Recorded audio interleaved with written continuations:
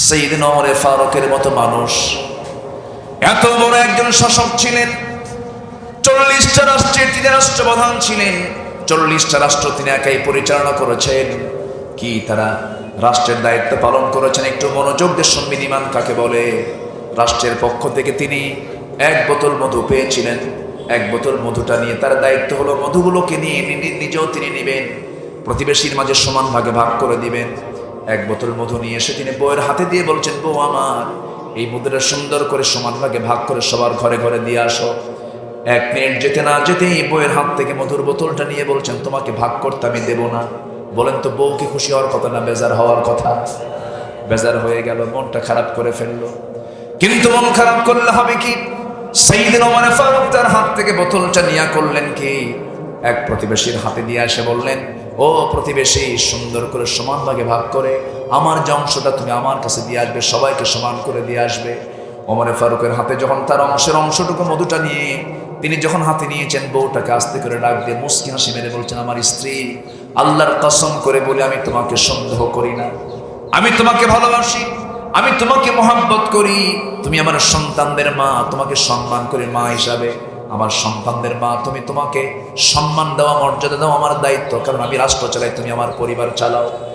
আমি তোমাকে কোনো কৃপণতার জন্য তোমার হাত থেকে আমি মধুর বোতল টান দেই নাই, তোমাকে সন্দেহ করে তোমার হাত থেকে মধুর বোতল টান দেই নাই। মধুর বোতল টান দেওয়ার কারণ হলো, মধু যে তুমি ভাগ করতে যাবে, মধু হলো তরল জিনিস। এই তরল মধুটা যখন তুমি ভাগ করতে যাবে, কিছু মধু 2 ফোঁটা হোক 3 ফোঁটা হোক তোমার হাতের মধ্যে চলে আসবে। তোমার হাতে যখন লেগে থাকবে, অন্তত এই 2-3 ফোঁটা মধু যে তোমার হাতে বেশি চলে আসলো, এটার হিসাব কিয়ামতের দিন আমি কেমন করে দেবো, এই চিন্তা মাথায় নিয়ে ভাবতেছি। মধুরটা ভাগের দায়িত্ব আমরা না নিয়ে এই দায়িত্ব আমরা দেব অন্য কাউকে। জোরে কারণ সুবহানাল্লাহ। এটার নাম ঈমান। এটার নাম কি বলেন? ঈমান। রাষ্ট্রের পক্ষ থেকে কিছু আপেল আসছে। কি আসছে? আপেল। রাষ্ট্রের আপেল সামনে পড়ে আছে, বিশাল স্তূপ পড়ে আছে। সেই আপেল থেকে ওমর ফারুকের ছেলে, ছোট্ট ছেলে, সে আপেল থেকে একটা আপেল নিয়ে মুখের মধ্যে তুলে নিয়েছে। ওমর ফারুক রাদিয়াল্লাহু আনহু করলেন কি, মুখের মধ্যে হাত ঢুকায়া দিলেন। হাত ঢুকায়া দিয়ে জোর করে আপেলটা বের করে আপেলের জায়গায় রেখে দিলেন। ছেলেটা চিৎকার মেরে মেরে দৌড়ে দৌড়ে মার কাছে গিয়ে বলছে, মা শোনো, আব্বা আমার মুখ থেকে আপেলটা সব টান দিয়ে খুলে নিয়ে জায়গায় থুয়ে দিচ্ছে, আমাকে আপেল খেতে দিল না। স্ত্রী বলছেন, আমার স্বামী ওমর ফারুক রাদিয়াল্লাহু তাআলা আনহু ছোট্ট মানুষ, বুঝে নাই, আপেল থেকে অনেকগুলো আপেল সেখানে পড়ে আছে, একটা আপেল মুখের মধ্যে নিয়েছে, আমরাও তো অংশে পাবো কিছু আপেল। সেখান থেকে একটা আপেল না হয় কম নিতাম। সন্তানকে কান্দানোর কি দরকার ছিল, কাঁদানোর কি প্রয়োজন ছিল? ওই বড় আলেমী দিন যখন লাকাদ খালাকনাল ইনসানার জায়গায় যখন লাকাদ খালাকনাল কামারা ফি আহসানি তাকওয়িম যখন বলেছেন, সমস্ত আলেমরা সামনে খেপে গিয়ে রেগে গিয়ে বলছে, এই তুমি তো কোরআনটা সহি করে পড়তে পারো না, ভুল বললা কেন? এবার তিনি জবাব দিয়ে বলছেন, আমার পড়া যদি ভুল হয়, তোমাদের ফতোয়াও ভুল। তোমাদের ফতোয়াও ও, তোমরা ভুল ফতোয়া দিয়েছ, ভুল রায় দিয়েছ। আল্লাহ যদি মানুষকে সবচেয়ে সুন্দর না করতেন, এই আয়াতটা কখন আল্লাহ তাআলা দিতেন না। আহসান শব্দটা হলো ইসমে তাফসীরের সিগা, সবচেয়ে বেশি সুন্দর করে যাকে সৃষ্টি করা হয়েছে তিনি হচ্ছে মানুষ। জোরে বলি সুবহানাল্লাহ। আমাকে সবচেয়ে সুন্দর করে বানানো হয়েছে, মাথা থেকে পা পর্যন্ত সব কিছু আপনি দেখুন নিখুঁত করে আল্লাহ রাব্বুল আলামিন বানিয়ে দিয়ে বলছেন, বান্দা সব আমি সুন্দর করে আমি তোমাকে প্রস্তুত করে দুনিয়াতে পাঠিয়ে দিলাম, মর্যাদা দিয়েছি। ইন্নী জাইলুন ফিল আরদি খলিফা ওয়া লাকাদ কাররামনা বনি আদম। আমি আদম সন্তানকে সম্মান দিয়েছি। ও বান্দা, আমি তোমাকে এমন মর্যাদা দিয়েছি, হুয়াল্লাযী খালাকা লাকুম মা ফিল আরদি জামিআ। তিনি সেই মহান সত্তা যিনি আসমান জমিনে যা কিছু আছে সব তোমার জন্য তিনি সৃষ্টি করেছেন। জোরে বলি সুবহানাল্লাহ। সব আমার এবং আপনার জন্য সৃষ্টি করেছেন। ইকো দিবেন না, আমার এবং আপনার জন্য সৃষ্টি করেছেন।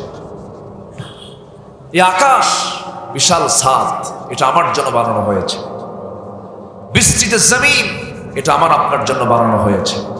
পৃথিবীর সকল মাখলুক আমার খাদেম, আমার খেদমতের জন্য বানানো হয়েছে।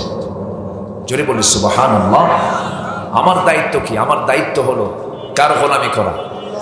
আসতে বলবেন না, কার গোলামি করা? সকল মাখলুকও কার দাসত্ব করে? তাদের দাসত্বের ভিতরে কোনো ভুল নেই, তারা নির্ভেজাল দাসত্ব করে। তাদের আল্লাহর কাছে সারেন্ডার করার ক্ষেত্রে কোনো দুর্বলতা নেই। এমন কোন প্রাণী নেই যে প্রাণী আল্লাহর জিকির করে না, তাসবিহ জপে না। লা তাফকাহুনা তাসবিহাহুম, প্রত্যেকটা প্রাণী তাসবিহ জপে, তোমরা তাদের ভাষা বোঝো না, কিন্তু তাদের হিসাব হবে না। মৃত্যুর মধ্য দিয়ে তাদের সব শেষ হয়ে যাবে। আর আমাদের মৃত্যুর মধ্য দিয়ে জীবন শেষ না জীবন শুরু? জীবন শেষ না জীবন শুরু? এই বিশ্বাস কি আছে 16 আনা? এই বিশ্বাস কি 16 আনা আছে? 16 আনা যদি থেকে থাকে তাহলেই কথা জমবে। 16 আনা যদি এই কথা যদি না মনে থাকে যে না মরার পরে জীবন শুরু নাই, তাহলে তাদের কানে কোরআনটা ঢুকবে না। তাদের মুখ থেকে বের হয় মানুষ আগে বানর ছিল। কথা বোঝেন নাই? মানুষ আগে কি ছিল? বানর ছিল। তাদের মুখ থেকে এগুলো বের হয়। সম্মানিত ভাইরা, এই কোরআন আল্লাহ তাআলা আমাকে আপনাকে দিয়েছেন না জানার জন্য না জানার জন্য? না জানার জন্য না জানার জন্য? জানার জন্য দিয়েছেন কোরআন।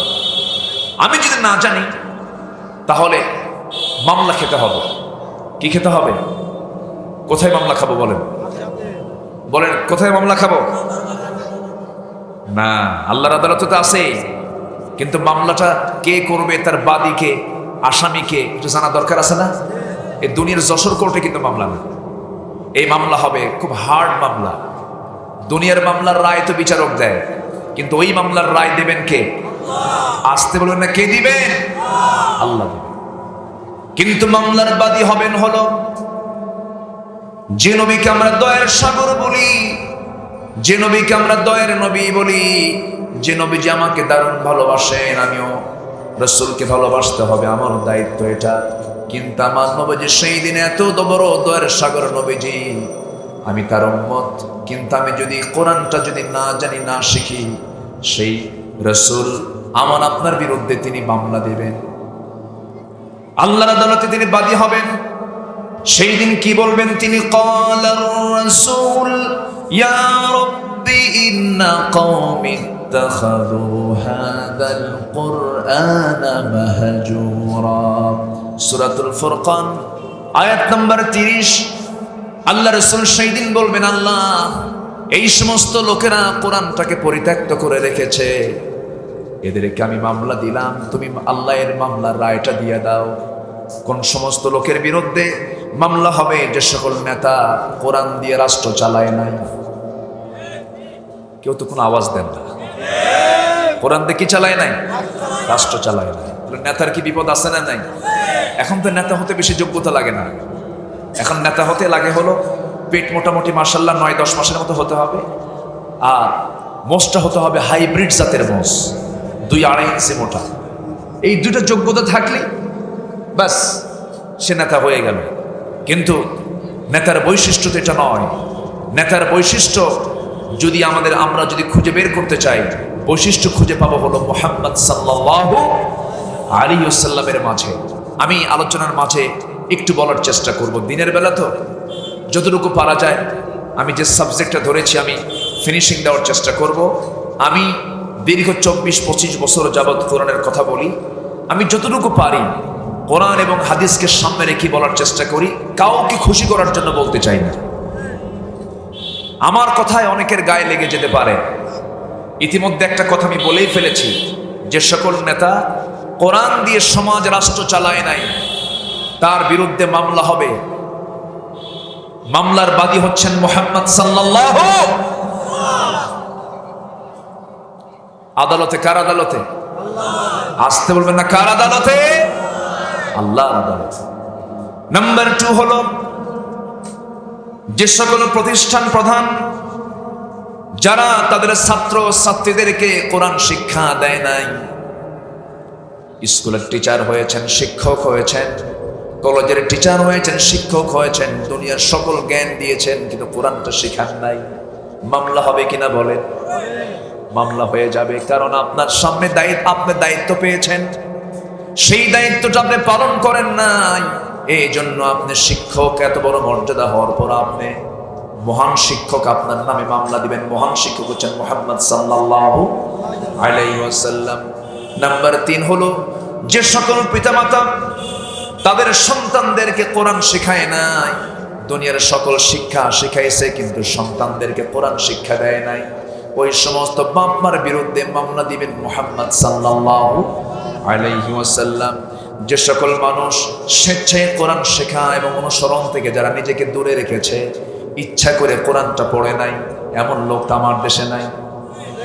আসতে বলে, বুড়ো চাচার বয়স 60 বছর, 60 বছর বয়স হয়ে গেছে। যখন বুড়ো চাচাকে বলি, চাচা নামাজ পড়তে তো সহি তেলাওয়াত লাগে, কোরআনটা সুন্দর করে পড়েন, কোরআনটা সুন্দর করে আয়ত্ত করার চেষ্টা করেন। বাবা বুড়ো হয়ে গেছি, দাঁতগুলো পড়ে গেছে, মুখেই আসে না। কিন্তু চাচাকে যখন বলা হয়, চাচা কেশবপুর পৌরসভার সামনে যে একটা জমি আছে, আপনার জমির দাগ নাম্বার কত? 83। হ্যাঁ, তা ঠিক আছে, হ্যাঁ তা ঠিক আছে, 83 নম্বরের দাগ ঠিক আছে। চাচা প্রত্যেক সপ্তাহে যশোর কোর্টে চলে যান, সপ্তাহে 2 দিন কোর্টের বারান্দা দিয়া বড় বড় ফাইল নিয়ে তিনি ঘুরে বেড়ান। যখন তাকে বলা হয়, চাচা আপনি কোর্টের বারান্দায় বুড়া মানুষ ফাইল নিয়ে ঘুরতেছেন কেন? তখন বলে, বাবাজি 10 বিঘা জমির মামলা চলতেছে, মামলার আদালতের রায় হয়ে যাবে, উকিল মাঝে মাঝে বোঝে না, উকিলকে কিছু জ্ঞান দিয়ে যায়। উকিলকে জ্ঞান দেওয়ার বুদ্ধিও আছে, দাগ নাম্বারও মুখস্থ আছে, RS নাম্বার মুখস্থ আছে, খতিয়ান নাম্বার মুখস্থ আছে, সব বোঝে, চাচা কোরআন বোঝে না। আমার কথা কি বুঝতেছেন? মামলা দেবেন কে? বলেন কে দিবেন? মুহাম্মদ সাল্লাল্লাহু। তাহলে মামলা যদি রাসূল দেয়, সুপারিশ কপালে আছে তো নাকি? সুপারিশ কপালে আছে। আমি কিন্তু একটু হতাশজনিত কথা বলছি, আমি কিন্তু হতাশজনিত হওয়া যাবে না, হতাশ হওয়া যাবে না। আমাকে ঘুরে দাঁড়াতে হবে, শিখতে হবে। আফসোস, BCS ক্যাডার, BCS ভাইবা পরীক্ষায় যদি আজকে যদি বলা হতো, যে সমস্ত BCS ভাইবা, BCS পরীক্ষার্থী যারা আছো, তাদের পরীক্ষা ভাইবা বোর্ডে বিশেষ দ্রষ্টব্য, কোরআনের 30 পারার যে কোনো জায়গা থেকে 1 পৃষ্ঠা কোরআন তেলাওয়াত শোনা হবে। যদি এই জাতীয় যদি কোনো কন্ডিশন দেওয়া হতো, দেশে কোনো কোরআন পড়া ছাড়া লোক থাকতো? আসতে বলে, কোরআন পড়া ছাড়া লোক থাকতো? বরঞ্চ তা না করে প্রশ্ন করে কি জানেন? প্রশ্ন করে হলো, বিশ্বকাপ ICC ক্রিকেটে কোন ক্রিকেটার সবচাইতে বেশি উইকেট পাইছে? এটা হলো প্রশ্ন। এটা তো জান্নাতে যাওয়ার খুব বড় কোশ্চেন না? এটা এই হলো অবস্থা। আমার দিকে তাকান, একটু কান লাগাবেন, মনোযোগ দিয়ে একটু শোনার চেষ্টা করবেন। তাহলে মামলা থেকে বাঁচার জন্য আমাদের চেষ্টা করার দরকার আছে না নাই? বলেন আছে না নাই? আবার আল্লাহ তাআলা আরেক জায়গায় বলছেন, যারা আমার জিকির থেকে, যারা আমার কোরআন থেকে যারা নিজেকে দূরে রাখবে, গুটিয়ে রাখবে, ওয়ামান আ'রাদা আন যিকরি ফাইন্না লাহু মাঈশাতান দানকা ওয়া নাহশুরুহু ইয়াওমাল কিয়ামাতি আ'মা ক্বালা রাব্বি লিমা হাশারতানি আ'মা ওয়া ক্বাদ কুনতু বাসীরা। সেদিন আল্লাহ বলছেন, যে বান্দা এই দুনিয়াতে আমার কোরআন থেকে, আমার জিকির থেকে যে নিজেকে গুটিয়ে রাখবে, আমি হাসরের ময়দানে আমি তাকে অন্ধ করে তুলবো। কি করে তুলবো? অন্ধ করে তুলবো। যার চোখ থাকবে না, সেদিন ওই বান্দা বলবে, আল্লাহ আজকে আমি অন্ধ কেন? আমার তো চোখ ছিল। আল্লাহ বলবেন, এই জন্য তুই আজকে অন্ধ হয়ে উঠছিস, কারণ আমি তোকে কোরআন দিয়েছিলাম, তুই কোরআনটা পড়িস নাই, তুই আমাকে ভুলে গিয়েছিস, এই জন্য আজকে আমি তোকে ভুলে গেলাম।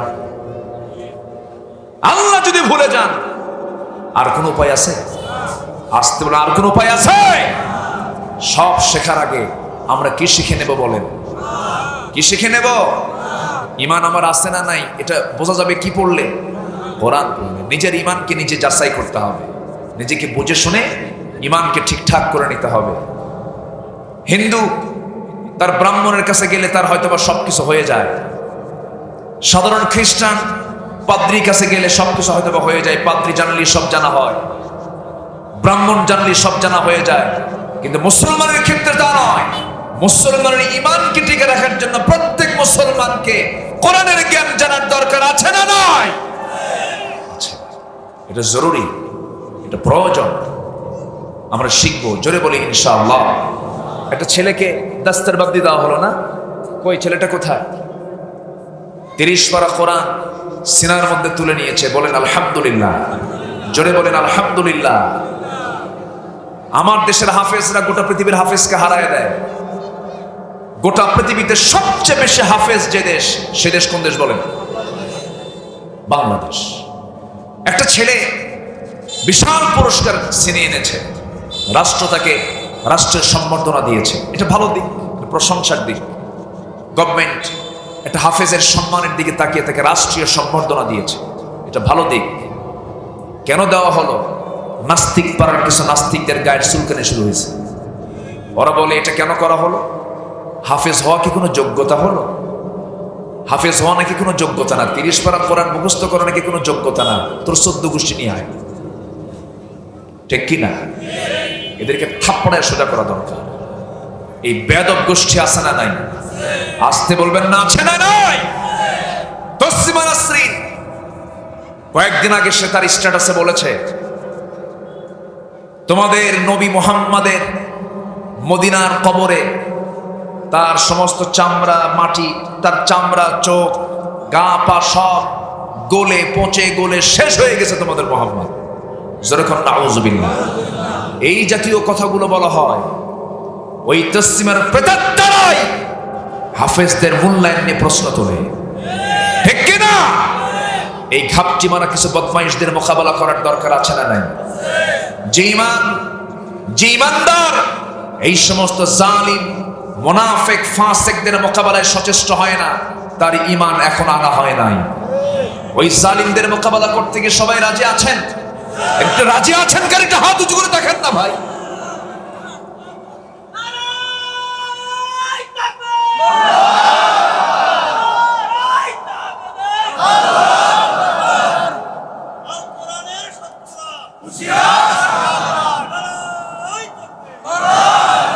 আল্লাহ কবুল করুন, আল্লাহ কবুল করুন, আল্লাহ কবুল করুন। সম্মানিত ভাইয়েরা, এই আওয়াজের প্রয়োজন কি আছে না? আসতে এই আওয়াজের প্রয়োজন আছে না নাই? এই আওয়াজ দিয়ে বদরে বিজয় এসেছিল মুসলমানের। এই আওয়াজের মধ্য দিয়ে মুসলমানদের ঐতিহাসিক বিজয়গুলো এসেছে। আমাদের সবচেয়ে বড় অস্ত্র হলো লা ইলাহা, আমাদের সবচেয়ে বড় অস্ত্র হচ্ছে আল্লাহু আকবার। এটা হচ্ছে সবচেয়ে আমাদের বড় অস্ত্র। এই অস্ত্রের কাছে পৃথিবীর কোনো অস্ত্র পারবে না। জোরে বলি ইনশাআল্লাহ, আরো জোরে বলি ইনশাআল্লাহ।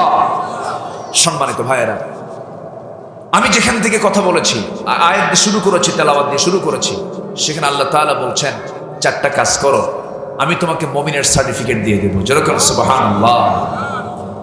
আল্লাহ রাব্বুল আলামিন সুন্দর করে বলছেন, والذين آمنوا وهاجروا وجاهدوا في سبيل الله والذين آووا ونصروا أولئك هم المؤمنون حقا أولئك هم المؤمنون حقا لهم مغفرة ورزق كريم।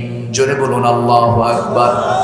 নাম্বার 1 হলো 4টা কাজের মধ্যে 1 নাম্বার কাজ হলো যারা ঈমান আনবে। 1 নাম্বার যারা ঈমান আনবে। হয়তো বলবেন হুজুর ঈমান আনা এটা কোনো কাজ হলো নাকি? ঈমান তো অনেক আগে এনে রাখছি। এরকম লোক আছে তো। আমার নাম ঈমান আলী। নাম কি? নামই হলো ঈমান আলী। নাম হলো ফজর আলী। ঘুম থেকে উঠে সকাল 10টার দিকে, আসে না নাই? নাম হলো হিম্মত আলী। সাইকেলের চাকা পাঁচ চলে পড়েই হার্ট স্ট্রোক করে। নাম হলো আতর আলী। গাজার গন্ধে কাছে যাওয়া যায় না। নাম দিয়ে কোনো কাজ হবে না। বংশগত কৌলিন্য দিয়ে আল্লাহর সামনে কোনো সম্মান পাবো না আমি। বংশের মর্যাদা দিয়ে যদি সম্মান পাওয়া যেত, আবু তালেবও পেত, আবু লাহাবও পেত, আসরও পেত, কেনান পেত। তারা তো নবীর সন্তান ছিল, নবীর বাপ ছিল, নবীর চাচা ছিল। বংশগত পরিচয় দিয়ে আল্লাহর সামনে কোনো নাজাত পাওয়া যাবে না। পীরের সন্তান বলে, আপনি আলেমের সন্তান বলে নাজাত পাবেন তা হবে না। নিজের মধ্যে যোগ্যতা রাখতে হবে 16 আনা। ঠিক কিনা বলেন?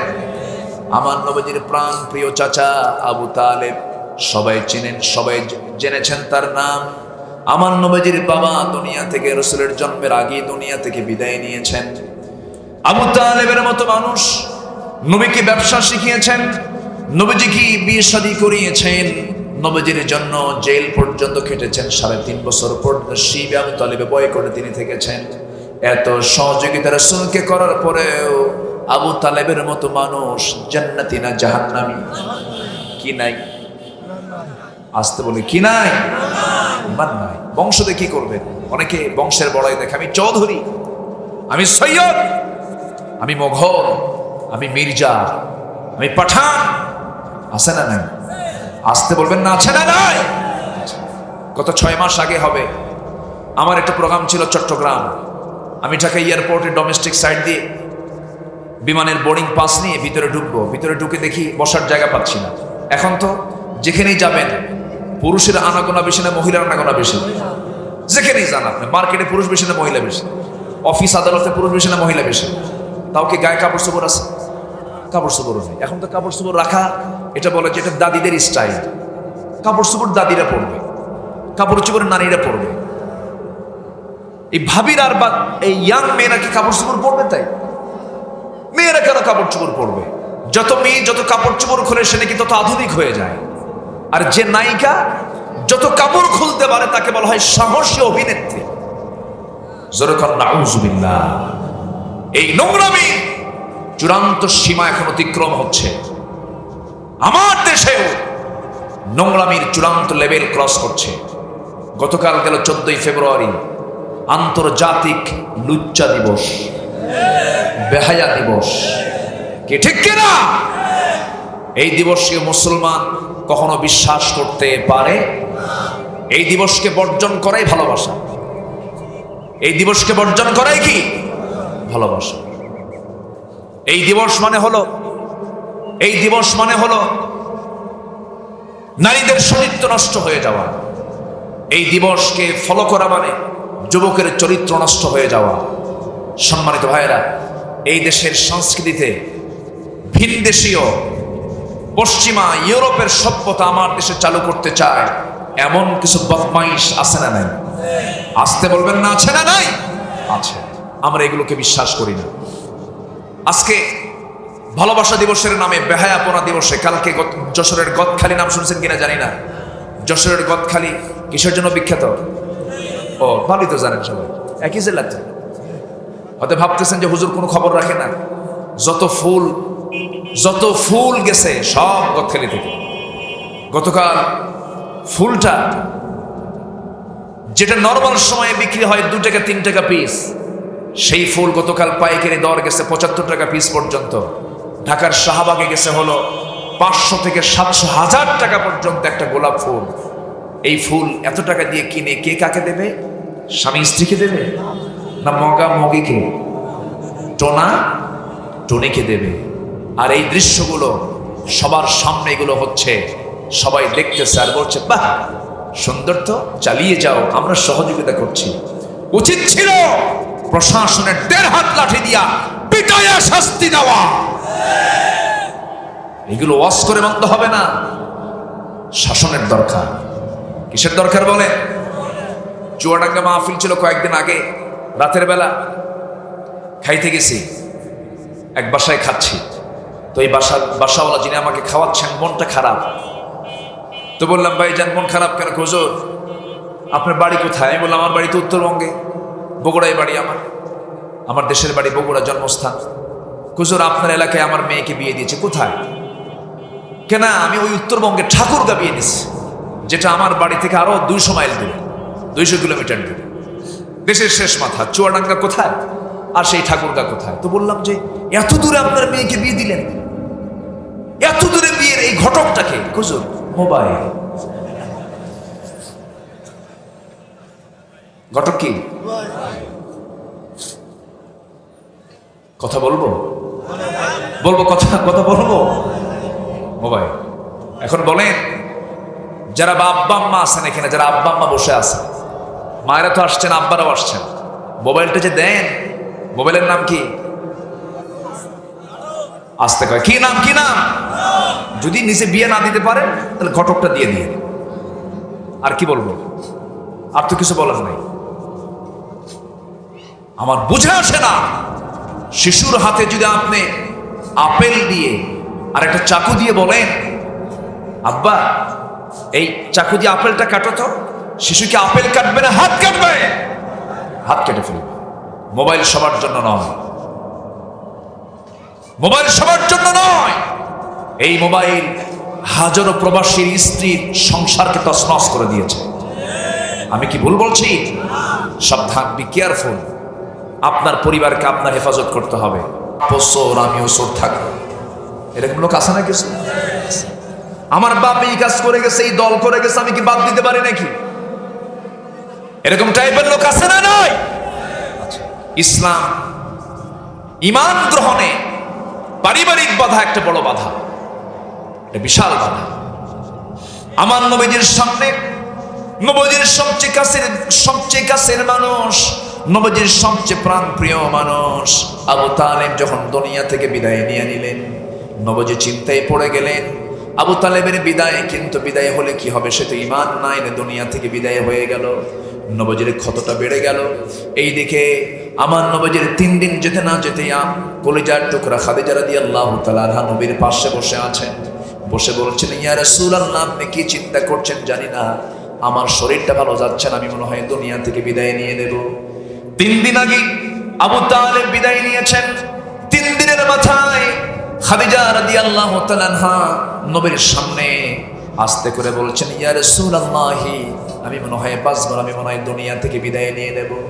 যদি কোনো গোশতাকি হয়ে যায়, যদি কোনো বেয়াদবি হয়ে যায়, আপনি আমাকে মাফ করে দিবেন। আমার নবীজি বলছেন, ও খাদিজা, তুমি কি বলছো? কি হচ্ছে? আমি তো কিছু বুঝতে পারছি না। তিনি বলছেন, ইয়া রাসূলুল্লাহ, আমার শরীরের অবস্থাটা ভালো না, মনে হয় আমি বাঁচবো না, আমি মনে হয় দুনিয়া থেকে বিদায় নিয়ে নেব। নবীজির কাঁচা ঘা এখনো শুকায় নাই। আবু তালেব দুনিয়া থেকে বিদায় নিয়েছেন, তারা 3 দিন যায় নাই। খাদিজা এমন কথা শুনে আমার নবীজি একটু হলেও ঘাবড়িয়ে গেলেন। এবার বলছেন, খাদিজা তুমি কি বলতে চাও বলো। এবার তিনি বলছেন, ইয়া রাসূলুল্লাহ, আজকে 15 বছর, আজকে বিশাল একটা সময় আপনার সঙ্গে পার করলাম, প্রায় 25 বছরের সংসার আপনার সঙ্গে আমার কাটিয়ে গেল। 24-25 বছর হলো এই সংসারটা আমরা চালিয়ে যাচ্ছি। আমি কি আপনার কাছে কোনোদিন আমার ব্যক্তিগত কোনো কিছুর চাহিদা কি আপনাকে বলেছি নাকি? না, বলো নাই। তুমি খাদিজা কি বলবে বলো। এবার তিনি বলছেন, ইয়া রাসূলুল্লাহ, আমার জীবনে স্থাবর অস্থাবর সমস্ত সম্পত্তি আমি আপনার হাতে তুলে দিয়েছি, আমি আপনাকে দারুণ মহব্বত করি ইয়া রাসূলুল্লাহ, ইয়া হাবিবাল্লাহ। কিন্তু আজকে আপনার কাছে আমার কিছু দাবি আছে, আমি আপনার কাছে কিছু চাবো, আপনি কি আমাকে দিবেন নাকি? রাসূল বলছেন, ওরে খাদিজা, জীবনে কোনো কিছুই চাও নাই আমার কাছে, আজকে তুমি যা চাইবে আমি তাই দিয়ে দেবো। জোরে বলি সুবহানাল্লাহ। যা চাইবে আমি তাই দেব। খাদিজা রাসূলকে এত পরিমাণ ভালোবেসেছেন, খাদিজার পছন্দ হয়েছিল রাসূলকে। খাদিজার পক্ষ থেকে প্রথমে কিন্তু প্রস্তাবটা আসে বিয়ে।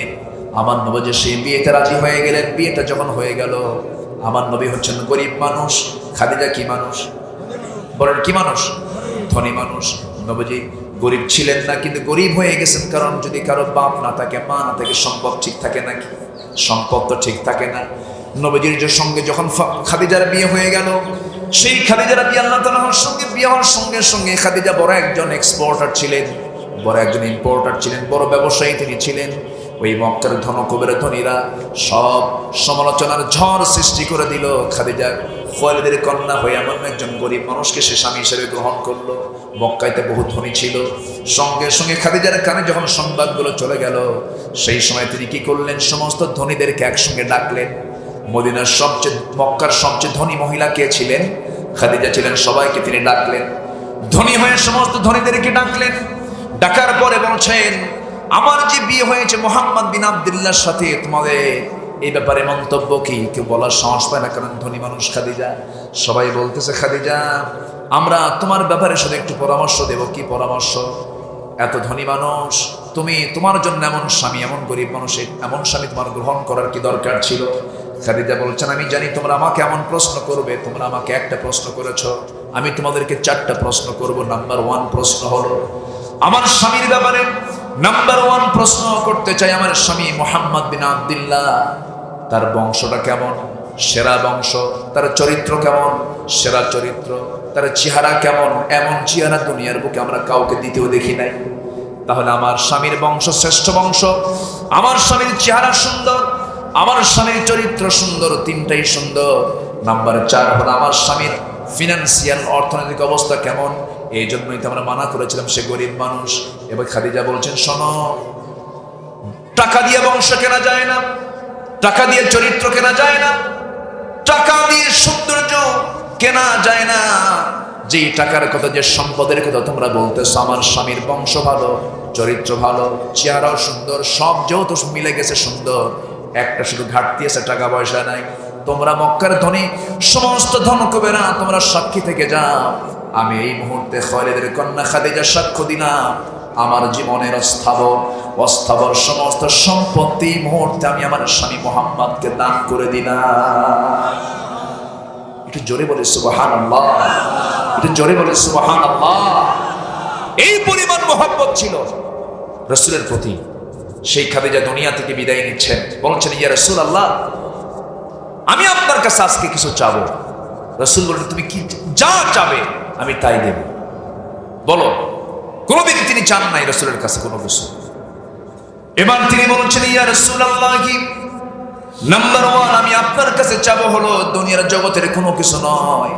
আমি যখন দুনিয়া থেকে বিদায় নিয়ে নেব, আমি যখন মারা যাব, আমার মনে হয় আমার আমলনামা নিয়ে আমি কবরে কোনো জবাব দিতে পারবো না। আমার লাশটা কেউ বহন করবে না, আপনি নিজেই আমার লাশটা নিজের পিঠে বহন করে কবর পর্যন্ত নিয়ে চলে যাবেন। কবরে আপনি শোয়া দেবেন, আমার চেহারা আপনি কিবলামুখী করে দিবেন। আমার চেহারা কিবলামুখী করে দিয়ে কবর থেকে আপনি উঠে আসবেন না। ততক্ষণ পর্যন্ত আপনি কবরের মাটিতে দাঁড়িয়ে থাকবেন, যতক্ষণ না সল জবের ফেরেশতা না আসবে। যখন সল জবের ফেরেশতা এসে যখন প্রশ্ন করবে 3টা, এই 3টা প্রশ্নের জবাব আপনি আমার হয়ে দিয়ে দিবেন, কারণ আমার মন বলছে আমার টুটা ফাটা আমল নিয়ে আমি 3টা প্রশ্নের জবাব দিতে পারবো না। আমার নবীজি কথাগুলো শুনলেন, আমার নবীজি কথাগুলো শুনে বলছেন, ও খাদিজা, তুমি আমাকে সারা জীবন কোনো কিছু চাও নাই, আমার কাছে বলো নাই।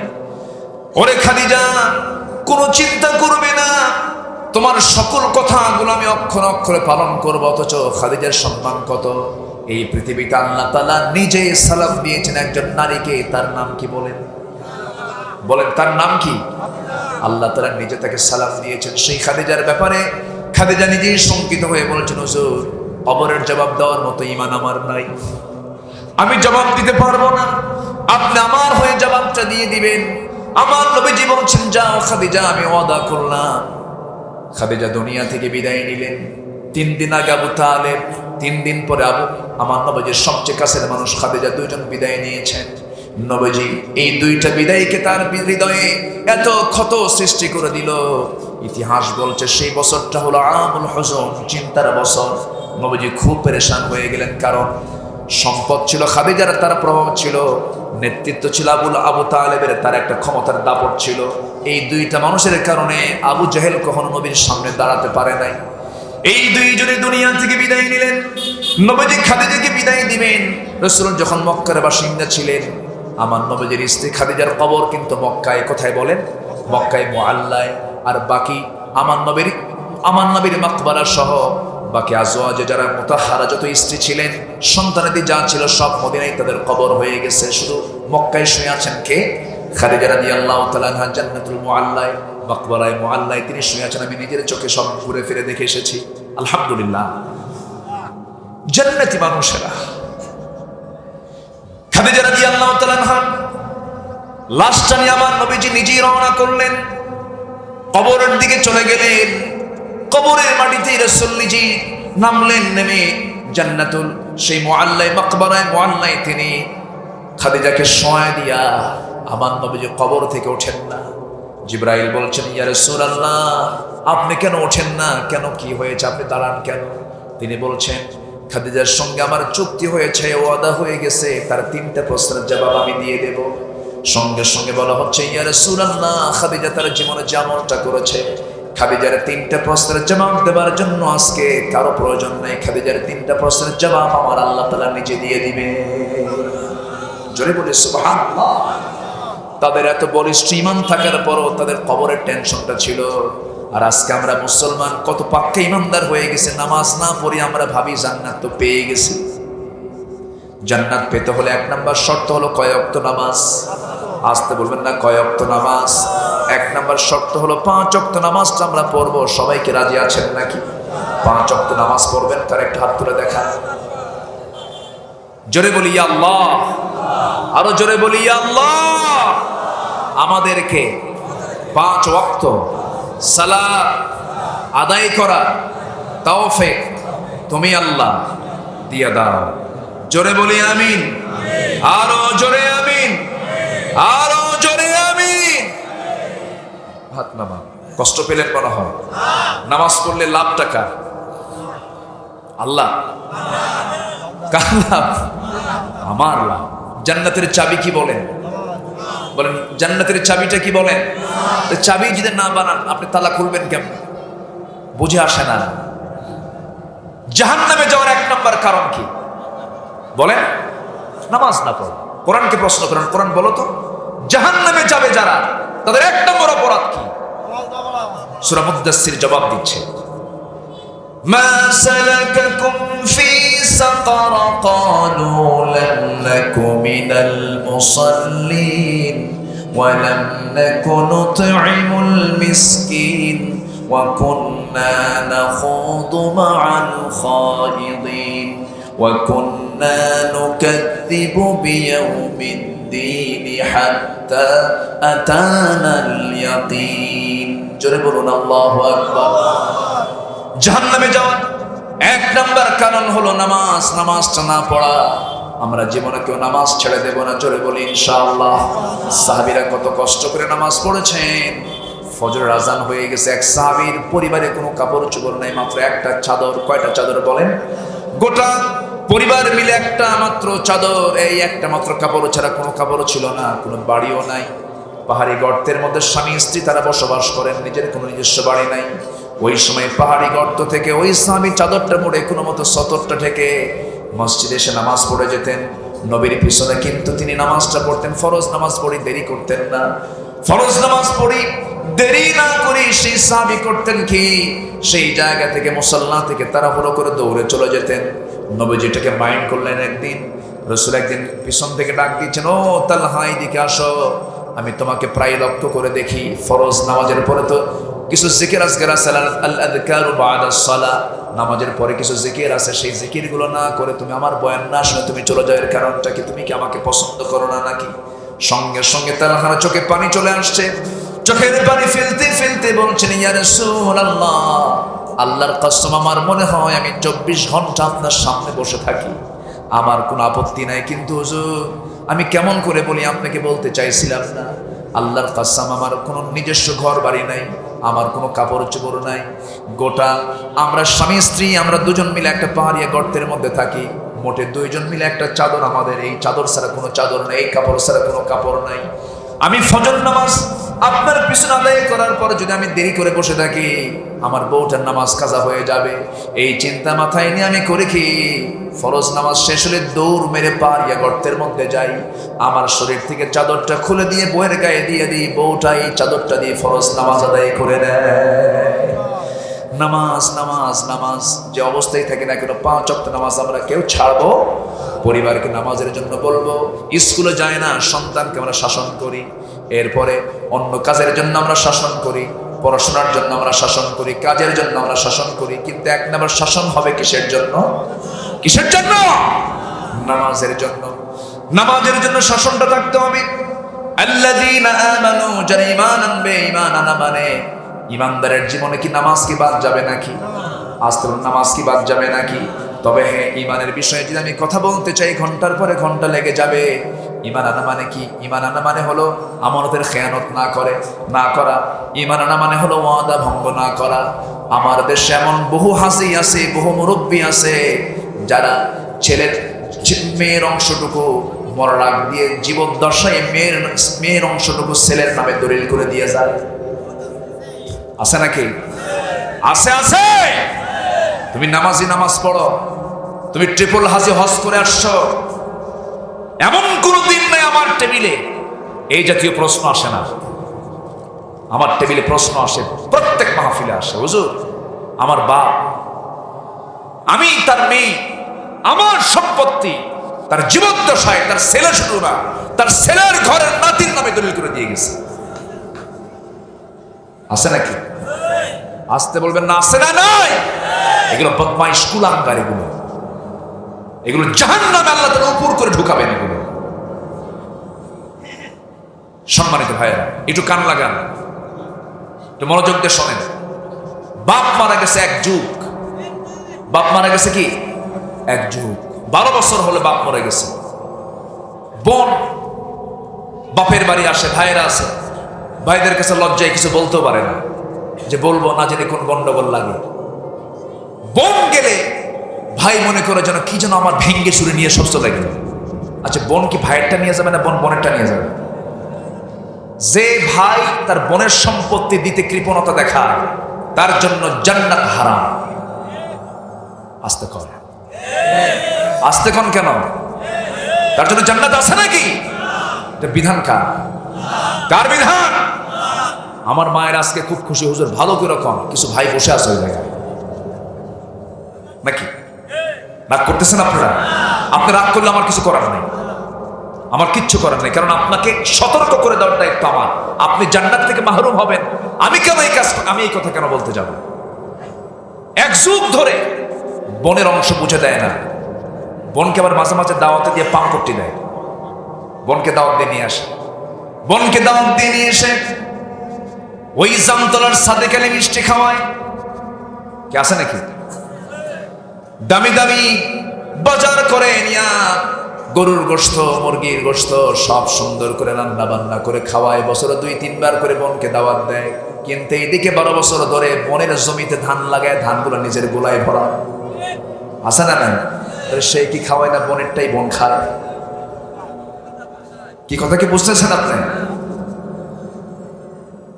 ভাই এক পর্যায়ে আস্তে করে পাশে বসায় নিয়ে বলে, বোন আমার শোনো, তোমার বিয়ে শাদী হয়ে গেছে, বাপটা মরে গেছে, এক যুগ হলে তুমি আমাদের থেকে কিছু অংশ পাও, তুমি বোন হিসেবে তুমি কিছু অংশ পাও। তবে একটা কথা বলি, কি অংশ নিলে কিন্তু ধ্বংস হয়।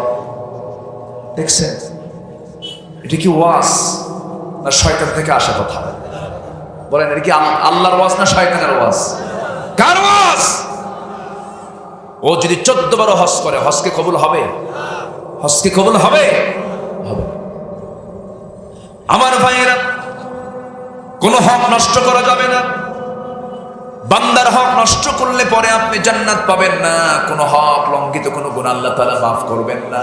আল্লাহ তাআলা বলেছেন, ওয়া'বুদুল্লাহা ওয়া লা তুশরিকু বিহি শাইআন ওয়া বিল ওয়ালিদাইনি ইহসানা ওয়া বিযিল কুরবা ওয়াল ইয়াতামা ওয়াল মাসাকিন।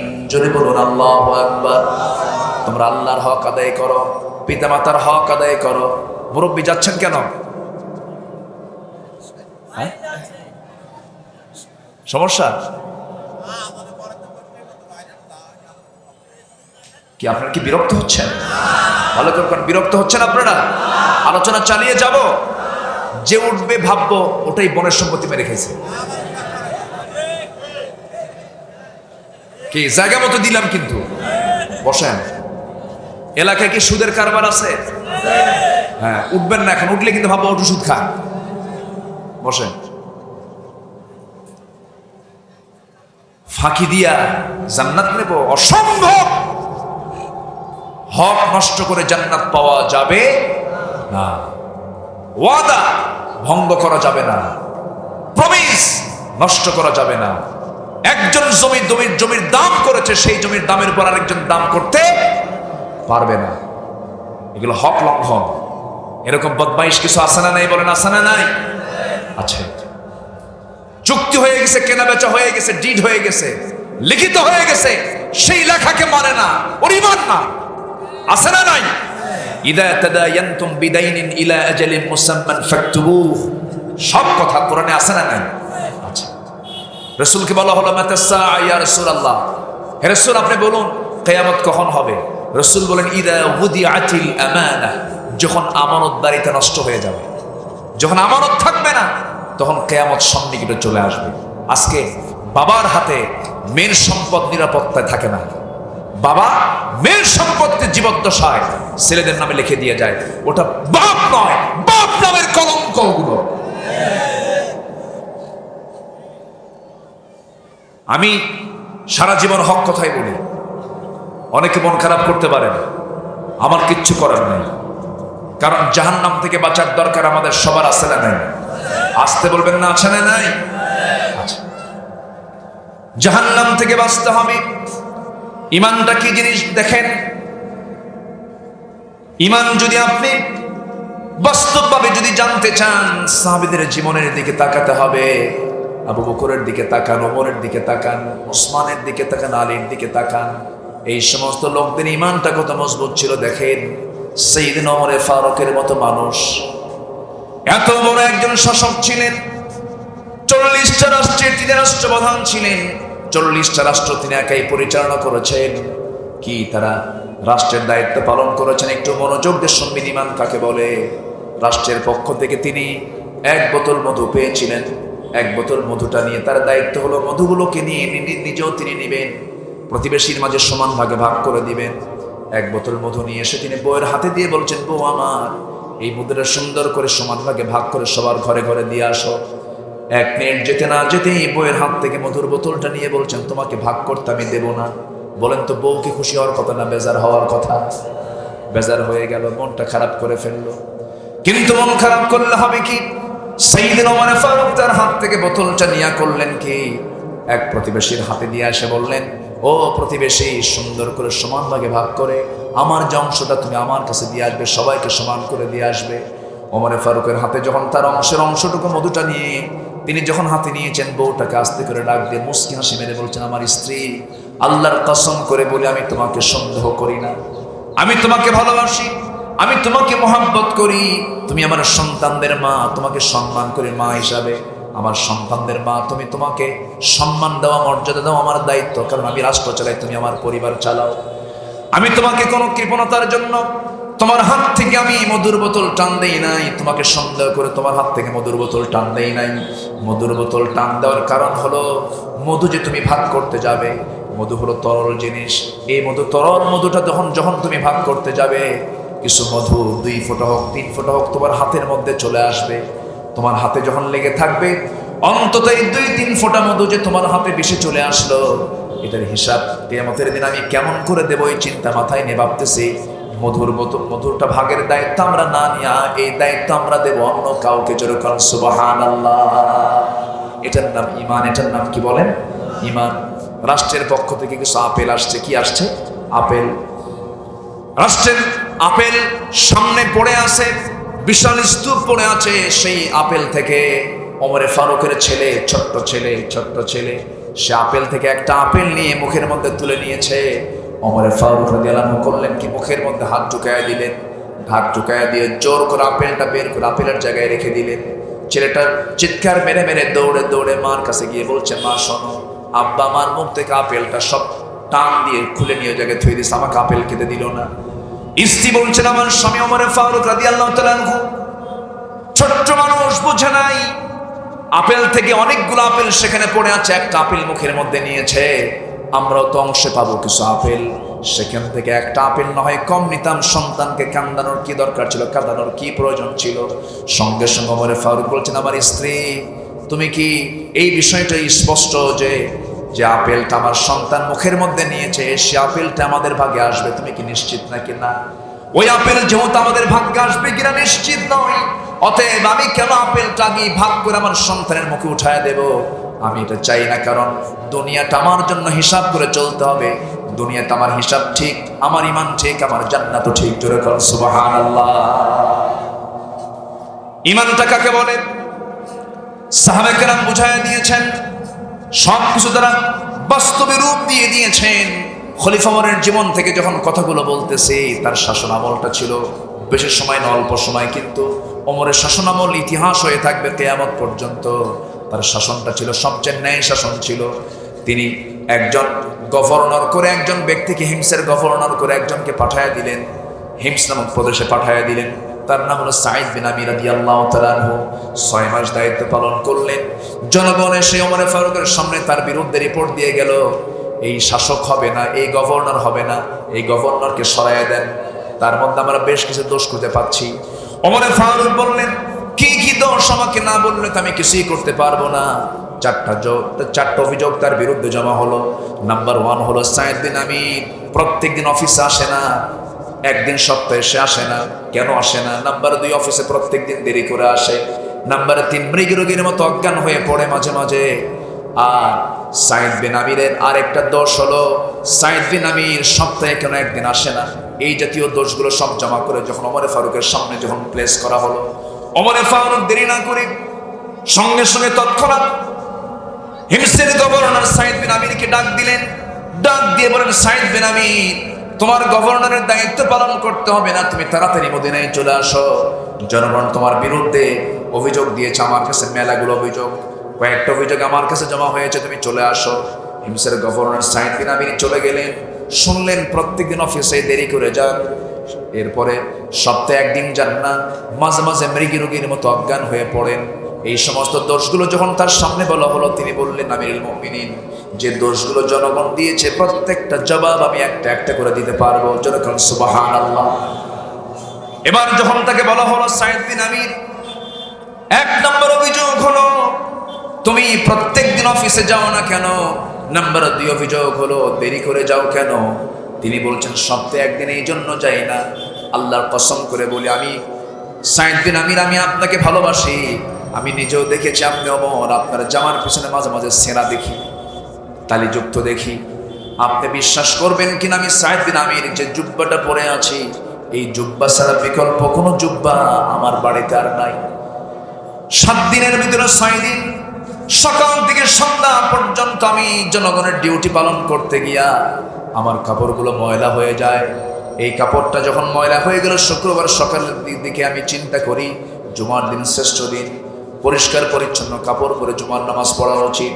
আমি কাপড়টা ধুতে যাই, এটা শুকাতে দেরি হয় বলে আমার শুক্রবারটা যাওয়া হয় না। ওমর ফারুকের চক্ষু বেয়ে টপ টপ করে পানি পড়ছে, ওমর ফারুক কাঁদতেছে। নাম্বার 2 হলো দেরি করে যাও কেন। ওমর ফারুক বলছেন, তুমি কেন দেরি করে যাও। সাঈদ বিন আমির বলছেন, সাইয়েদনা ওমর ফারুক, দেরি করে আমি যেতে চাই না, কিন্তু আমার পরিবারের সদস্যের সংখ্যা অনেক, আমার সন্তান ছেলে মেয়ে অনেক সন্তান, আমার একটা মাত্র স্ত্রী, আমার কোনো কাজের মানুষ নাই। এই সন্তানগুলোর কাপড় চোপড় ধোয়া থেকে শুরু করে রান্না বান্না আমার স্ত্রী একা হিমশিম খেয়ে যায়। এই জন্য আমি নিজে সন্তানদের কাপড় চোপড় ধোয়া, পরিবারের কিছু কাজকর্ম সম্পাদন করতে আমার দেরি হয়ে যায়, এই জন্য আমি অফিসে যেতে দেরি করি। ওমর ফারুক চোখের পানি ফেলে ফেলে কাঁদতেছে। নাম্বার 3, মৃগী রোগীর মতো অজ্ঞান হয়ে তুমি কেন মাঝে মাঝে অফিসে পড়ে থাকো।